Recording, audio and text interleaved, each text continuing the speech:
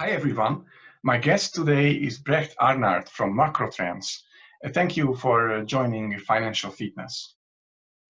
Happy to be here. Happy to be your And guest. for a short introduction, may I ask you could you please summarize what Macrotrend is and what you achieved in the last years?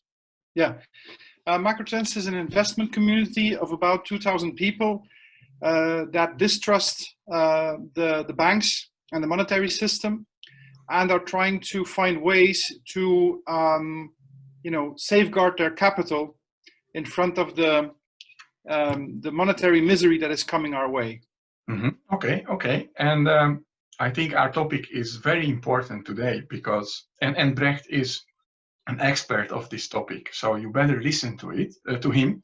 And I also wanted to talk about this because one of my friends just turned 30 the other day, and I told him that we had a discussion, and I told him that, look, in the next decade for you, one of the most important things you should learn is the concept of fiat money.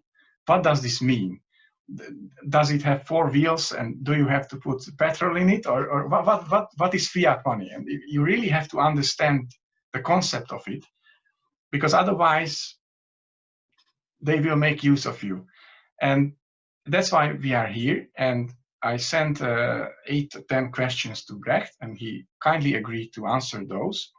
And he is really an expert, so we listen to him how he explains these topics, and we try to explain it in simple English terms, so even I can understand it.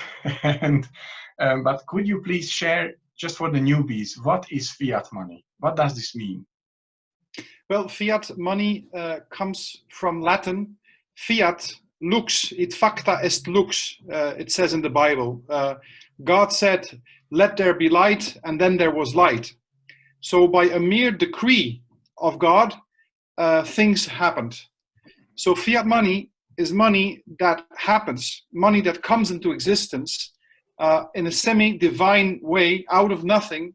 The government, or better said, the central bank declares that there is money, and then there is money. Yeah.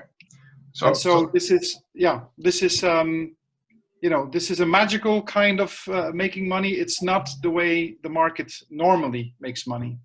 Yeah, so it's not backed by anything. So I have here a 10 euro note, and this is backed by another 10 euro note. Well, it's not that easy. Not that easy?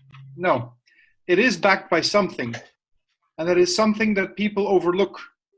Fiat money is backed by belief. Yeah. And this is very, very important. As long as people believe that this money has value, it has value. Yeah. The moment people no longer believe it has value, for instance, when you have hyperinflation, well, then it doesn't have value. So one of the things in the Austrian School of Economics is our emphasis on subjectivism, radical subjectivism. If people believe that, why do some people pay 100,000 euros for a car? Well, because they believe it's worth that much. So with money, it's just the same thing. Okay, and let's get. Sorry, my dog is. Sorry. Let's get to the important stuff. So we all know, and we all heard probably, that the Fed is printing trillions of dollars in the European Union. Our central bank is printing a lot of money and buying assets. And why did the printed money not cause inflation? So how must there be then a deflation? How is this happening? Is it the destruction of money on the other side? Or how is this happening, and what does this mean for businesses? Yeah, this is a very, very complex question. Yeah. So we will need to take a bit of time to explain it. First of all, we have to really understand what inflation is. The mainstream definition of inflation is rising prices. So you go to the shop, you pay 2 euros for a loaf of bread, or in Hungary it's forint or wherever, and a year later it's 2.2. That is what people think is inflation. The Austrian school says no. This is the consequence of inflation. The real inflation is, you could compare it by taking a liter of milk and you add a liter of water. Then you have 2 liters of milk, but the nutritional value per centiliter has dropped.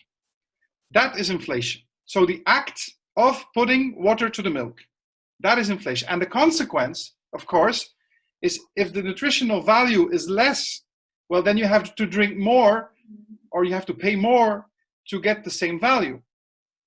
So that is inflation.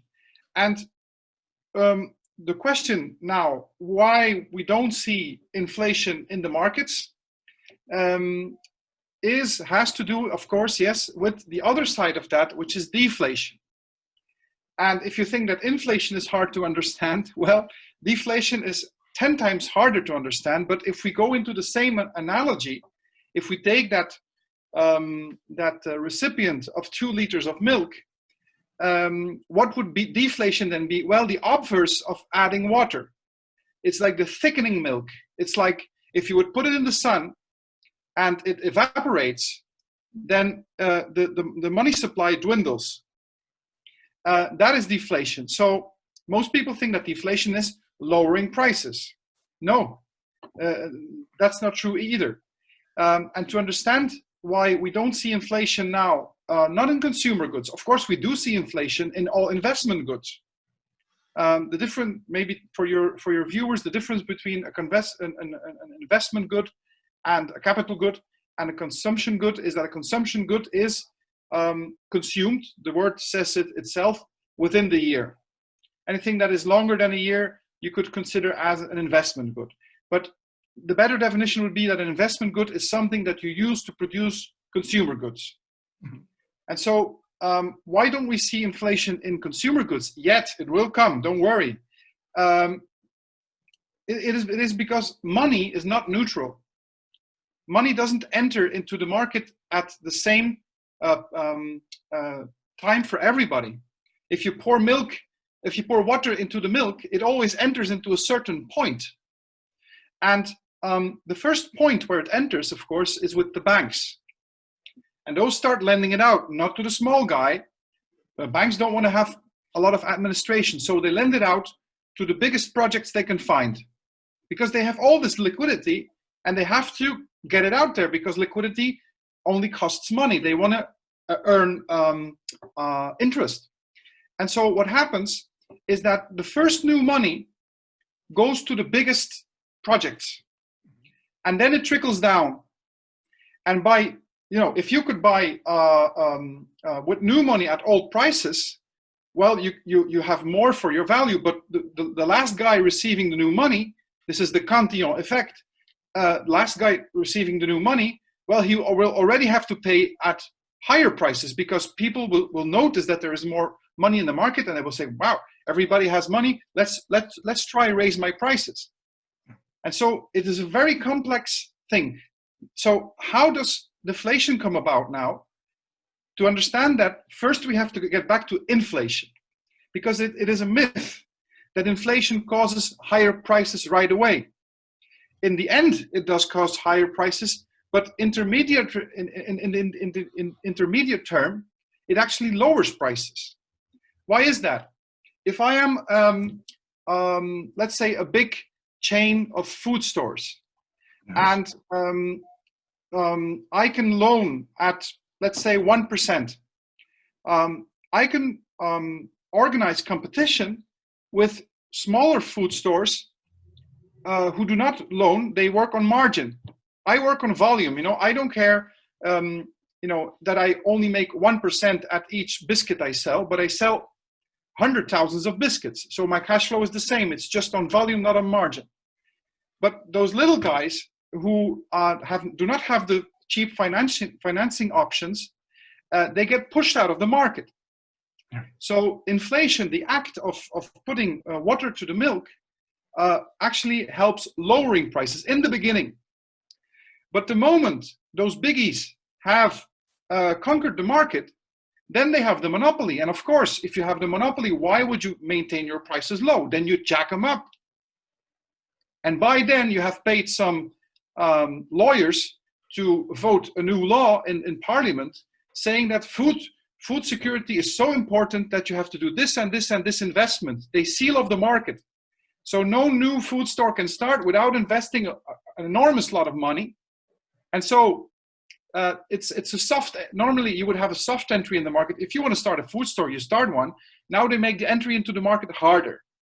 So it's not a real monopoly. It's not a charter from the government that only you can have a food store. No, it's like this brittle monopoly. You can do it theoretically if you have enough capital. But of course, the whole deal about being an entrepreneur is starting to build capital. So if you don't have capital to start with, you cannot even start, which was not the case 20 years ago. Now it is the case. So you have to understand this. But what happens before the market is conquered by those big firms that can lend cheap? The smaller firms try to compete. They will lose. They will lose, but they try to compete. And how do they do that? They specialize. They say, for instance, I'm no longer selling 3 kinds of biscuits. I'm going to sell one kind of biscuit, and I'm going to make a promotion for that. And therefore, I need marketing, and I have to have a loan. So they take out a loan to become more capital intensive, to be able to compete with the big guys, but they will lose in the end just as much. But if they lose, then their loan fails. And so the failing of loans, that is deflation. So not the lowering of prices. You know, the new strawberries every season are very high in price, and then they lower. Is that deflation? No. New technology coming in and having a learning curve of production, making prices lower. Is that deflation? No. Deflation is the moment a company goes bankrupt, the corresponding loan, which is on the active side of the bank, evaporates. And because that loan has been used by the bank as collateral for another money creation, that money creation also evaporates. So the big battle central banks are waging right now is against that kind of deflation, because if that kind of deflation breaks through, then you get a spiral, and it doesn't stop until the whole market has equilibrated. How you say that? Has come to equilibrium, and they can never have that. So inflation is adding water to the milk. Deflation is the evaporation of the water from that milk through the failures of loans. Okay, so if I could print money and I would give to every citizen in a country 100 million euros, you could say you are more rich. The prices would elevate as well. Yes. Eventually. And what the central bank is doing is he is printing money, but he cannot give the money directly to us, but through the banks, it will go to the economy. But the banker is always a banker, and he will not give me money if he sees a risk of failing. So he will send the money first to the big guys, to the big firms, and that's why they have a cheaper money source. They have an advantage against the ma and pa shops, who will go then bankrupt sooner or later if we give enough time for this. And this is deflation, because the failing loan, you say, is destroying money and money supply. And because of that, there is a deflation that counteracts the inflation. Yes. Am I right? Correct. Okay. Perfect. Okay, nice. Okay. Try to understand. Try to understand. And so we see this deflation period before the real inflation comes, right? Well, what do you mean by real inflation? Hyperinflation, then? Well, what I mean, maybe I'm not. Maybe it's an invalid question, because then it doesn't matter how much money they print, because there is no hyperinflation, because it's counteracted by this deflation. But then, yes. they print more and more and more to help the economy. But with this method, they destroy the basis of economy. Yes. because it's not anymore a free market, but they help the big guys more than the smaller companies, and then Yeah. There is an important aspect that I haven't mentioned yet, and that is when you showed your bill of 10 euros. Do you have it still? Yeah, I still have it. Yeah. Well, that is backed. This is fiat money backed by belief. Yes. Not only by belief, it also has a real collateral, and that is taxes. Okay. So you have to see it as a triangle. It's a triangulated illusion. Our money is printed by the central banks. The central banks, the collateral for that money is taxes. And we pay taxes with that money. Yes, yes, yes. Yeah. So what happens if you inflate too much, if you put too much money into the economy, you have to think of the economy as a Gauss curve. So you have the x-axis, y-axis, and then you have like the normal distribution. Yes, yes. In a free society, it is normal that you have very, very few people who have a business with one person. And you also have very, very few mastodontic, enormous multinationals. You have some, mostly in energy and in communications, but not that big.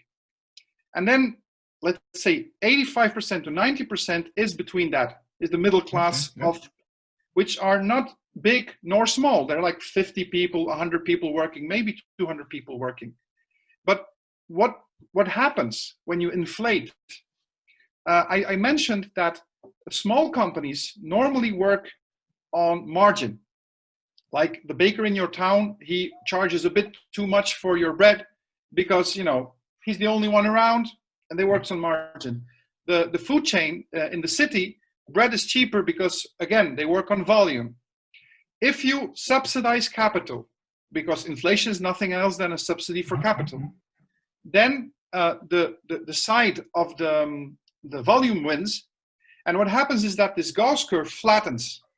Yeah, it doesn't just less flatten. of these smaller businesses. Yeah. Well, you have less of intermediate businesses. Oh, okay. So, intermediate. Yeah. Okay, yeah. So the curve flattens, and after it flattens, it even inverts. So you have an enormous lot of people who are freelancers. It's like everybody's a freelancer nowadays. Yeah. And you have more and more and more big companies, like even like in Belgium, even barbershops are now part of a chain. Restaurants are regular restaurants that were family businesses like 20 years ago are now part of a chain.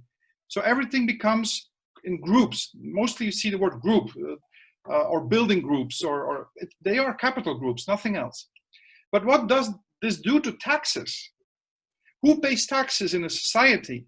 Well, it's not the multinationals, because they have financial constructions and they pay off politicians and they vote legislation which enables them to not pay anything, because we already provide employment, they say, and that is true, of course, but you know, they don't pay anything. And then the freelancers are so mobile that whenever a country raises its taxes, they are gone. Their work is on internet. They don't care. So who pays? Well, exactly those people in the middle, those companies that are already struggling against the false subsidy for capital. And so what happens from a government point of view, your fiscal flow, as it is called, your flow of income drops. So how do you pay for the services? How do you maintain the state? Well, very easy. Let's put out another government bond. Let the central bank buy it. And this is a perpetual, I call it a perpetuum culpabile. So debt amasses and amasses and amasses. And in the meantime, your curve is flattening, inverting. And in the end, you destroy the whole, not just the economy, but you destroy the whole of society. And why is that? If you permit that I add this little thing, like all the regular social stuff comes from companies that are neither very big nor very small. If you have a youth camp in the summer and you need some sponsoring, well, then you go to the local industry guy who says, I know you guys, here's 2,000 euros, organize it. Well, you don't do that with a multinational, and the whole fabric of society, like freelancers, have a lifestyle that is not compatible with having a family, for instance.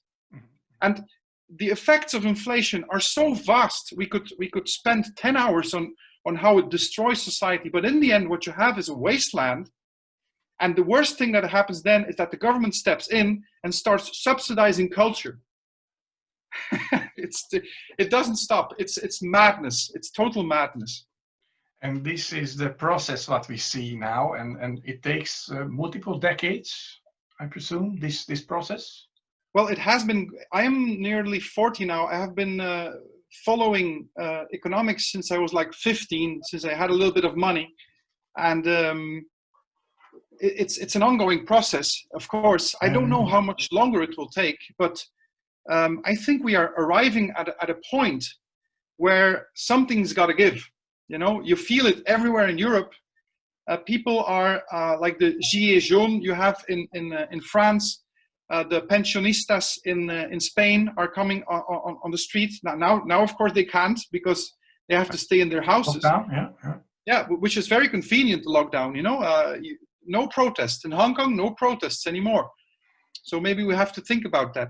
But yeah, I think people are starting to become aware that printing new money does not solve anything. If that would be the solution, well, let's print Africa out of debt then. Yeah. But money has to be made, literally. It has to be made. It has to be created. You have to have value behind it. And there is no value behind it. It's valueless. Yeah. So then the real definition of inflation is the increase of money supply. Yes. And I think I can put there some charts, or even that the last decades, for example, in the States, the money supply was increased by around M2 money supply with 11% or something like that. Mm-hmm. So that is the inflation, but we don't see, and this is destroying the economy slowly. Yeah. But we come and you say that there are these debt cycles, the shorter debt cycles, of course, but we now arrive to the point slowly, which is the end of the super cycle. Yes. And then this destruction of the businesses, of the intermediate businesses, is now so strong, and it stepped to the other side of this point when there is no stop. We cannot stop and reverse. It will be faster and faster, this process, or how should I imagine? Yeah? Yes, I think it will go. Look at the European Central Bank. They printed. Actually, the 25th of January, I held a New Year's reception for my subscribers. It was about 200 people, and I calculated what would be needed to prevent deflation in the Eurozone. Yeah. And I said Christine Lagarde would need about 750 billion.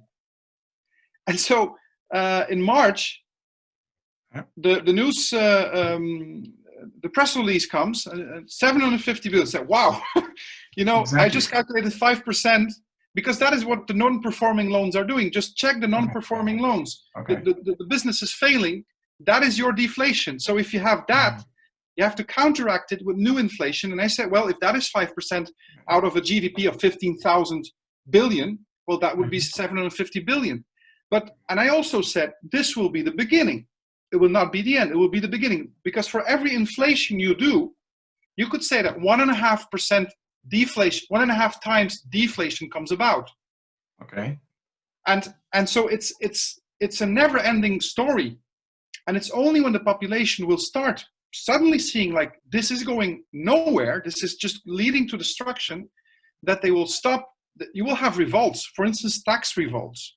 We also already saw tax revolts in Greece in 2011 on a small basis. For instance, people not willing to pay for the, how do you say that, the toll gate of the motorway. They just took a broom, they put up the little bar and they went under with their car. This is the first sign of tax revolt. And when you see that, that means that the population does no longer believe in the system. And more people are starting to be aware. So I predict that this process of losing confidence, because it's all about confidence, will accelerate. And the only thing I cannot say is when it will get to a point where where things just crash. But I do know one thing: it will come very sudden.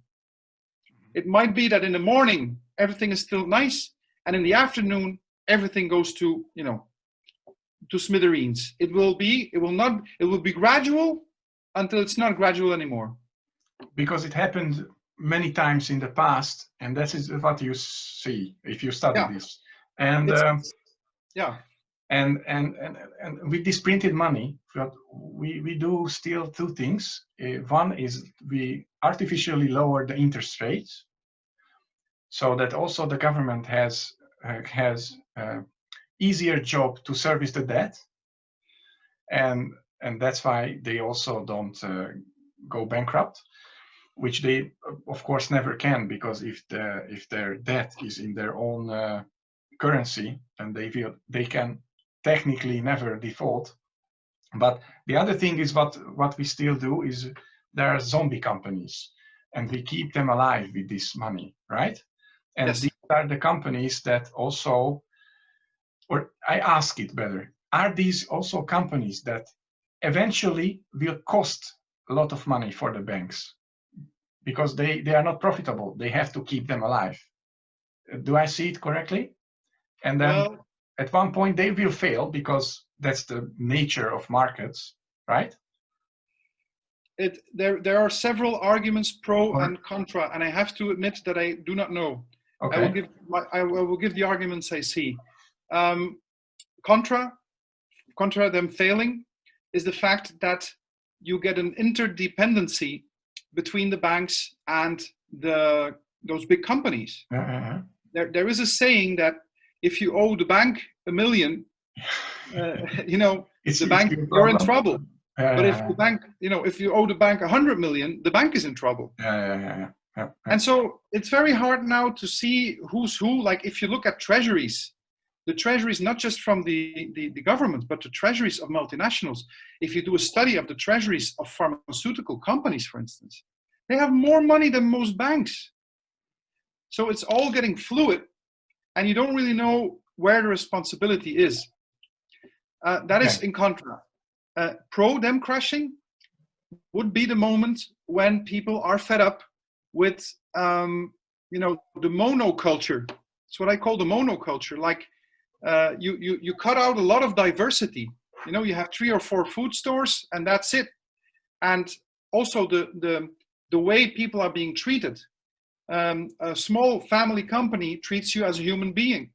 I know of no telecom company that treats me as a human being. I'm being treated as a number, because they volume. They don't care about you. And that feeling, that you're just there to make money, or to be made money of, that you're like a milking cow, all contributes to people realizing this is not the kind of society I want to live in. And when they start boycotting those companies, for instance, that could make them go broke. And now the percentage I give that they would go broke is 20%, and that they don't go broke is 80%, because people are still not enough aware about how the monetary system works. And your videos may shift that balance towards more people being aware. Yeah, I know Henry Ford said that if people would understand how the monetary system works, there would be riot at the evening. So, but yeah, that's the point. What I want to ask next, that how will this fold? Because I don't see there is a problem. Everybody is happy. We get money. We will. The market is going up. So I don't see how this could happen. So what I hear is a very pessimistic opinion about the economy, and I understand the basis of it. But how will this unfold? What will be the trigger point, or how can I imagine that better? So do I see more and more these intermediate businesses fail, have less and less people will have a normal job, more and more will have a job by a zombie company? Or how will this happen? Of course, you cannot put a time period on it, but does it take years or decades? It is impossible to say. It's Impossible. impossible to say. In 2008, when I saw what was happening, I thought, man, they're going to save it, and by 2011 we will crash. But it's like an effect. You always think that the rest of the people are at your level of consciousness and at your level of knowledge. It's well, not man, like no. It's not like that. Go to the bar and have a drink and see how people are. But there's one factor I want to take out of what you have said, and that is, look, people are happy and they consume, and well, what I observe more and more is that people are not happy. That there is a discontent, not yet with the economics of things, but with their lives. Because one of the characteristics of a free society is that everybody can pursue his own self. He can self-development is a lot easier. If I look at, for instance, let's say Henry Hazlitt translated Human Action by Mises, which is an 800-page book. And you know what his job was? He worked at a restaurant. He made enough with working at a restaurant to be able to translate books. Nowadays, to be able to, do what you really like to do, just to cover your costs. Inflation makes housing prices go up. So, for instance, in Ghent, where I have lived for 10 years, prices for just a room, a student's room, are enormous. So people are more and more concerned about money and have less and less time to act out who they really are, to be creative. Yeah. And I think that will be the thing, because you can talk about politics all night long. People get home, they watch television, and they have forgotten about their political discussion. But what they do not forget is like, man, I had these dreams for my life. I'm 34 and I still haven't gotten anywhere. And that is why ideology is so attractive nowadays, because people project these things into politics. And I believe that in politics, we will see, again, the center cannot hold. The center cannot hold. You will see extremes. You will see extreme forms of populism, and not what the regime says now that is populism. The Gilets jaunes are not just populists. They are well-informed people who know that the system is rigged. But the true populists are coming in the next decade, when there is no hope. And I think we will see, I cannot predict when the turning point will be, but I can see populism on the horizon, and it would be justified, because people are fed up with the system. Not yet, but they will get fed up with the system. And then something's got to give. I don't know where it will come from. I look at the monetary system as a balloon going into a field of cactus. You don't know which cactus will make the balloon explode, but it will explode. Okay. So yeah, I cannot put a date on it, but I do see that on the horizon. There are a few things where I certainly agree, because I can show charts and there are articles about that. This is the first time it happens that the newer generation is more poor than the parents' generation, for example. And we can show the major expenses of the families. A normal family is more and more in terms of their time. So how much they have to work for the major expenses, and their salary, it never keeps up with the real inflation. Of course, what we see, the official inflation is a smaller number, and this has also consequences. So yeah, I see this could lead to a problem, but yeah, it takes longer time. But okay, the period, this process started, and now we understand it better how it works. So thank you for that. Yeah, and there is the deflation period. The more businesses fail their loans, which means worse economy, and then they print even more to compensate. It's a vicious cycle, positive feedback.